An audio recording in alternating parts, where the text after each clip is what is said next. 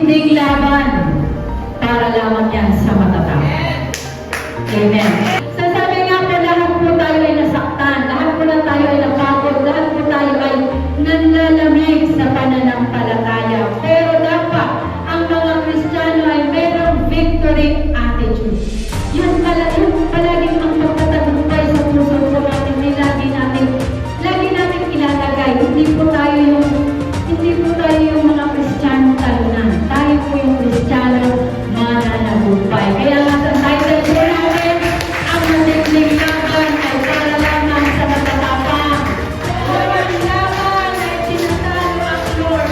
Kung yung laban mo ay pinapatalo mo palagi, walang laban na pinatalo ang ating Panginoon. Dahil sinasabi sa inyo, kung ang kamatayan ay pinagtagumpayan ng Lord, ano pa yung problema na kinakalas mo? Problema sa family,